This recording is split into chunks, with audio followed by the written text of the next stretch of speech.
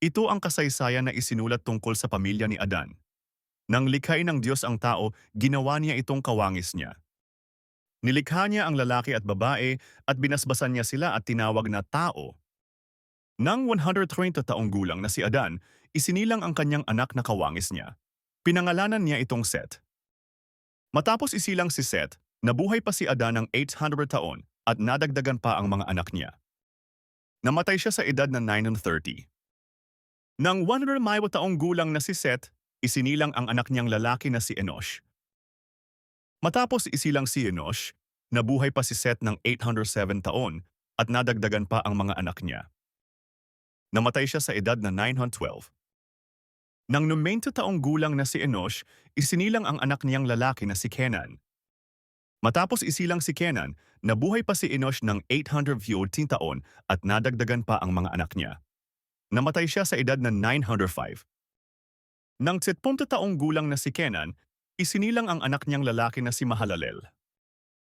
Matapos isilang si Mahalalel, nabuhay pa si Kenan ng 840 taon at nadagdagan pa ang mga anak niya. Namatay siya sa edad na 910. Nang siyuman 5 taong gulang na si Mahalalel, isinilang ang anak niyang lalaki na si Jared. Matapos isilang si Jared, nabuhay pa si Mahalalel ng 830 taon at nadagdagan pa ang mga anak niya. Namatay siya sa edad na 895. Nang 166 taong gulang na si Jared, isinilang ang anak niyang lalaki na si Enoch. Matapos isilang si Enoch, nabuhay pa si Jared ng 800 taon at nadagdagan pa ang mga anak niya. Namatay siya sa edad na 962. Nang 60 taong gulang na si Enoch, isinilang ang anak niyang lalaki na si Methuselah. Matapos isilang si Methuselah, nabuhay pa si Enoch ng 300 taon at nadagdagan pa ang mga anak niya.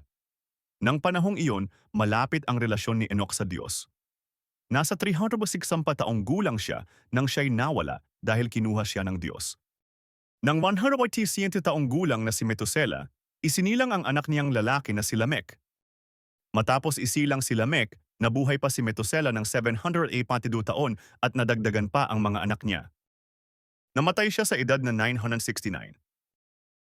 Nang 182 taong gulang na si Lamech, isinilang ang isa niyang anak na lalaki.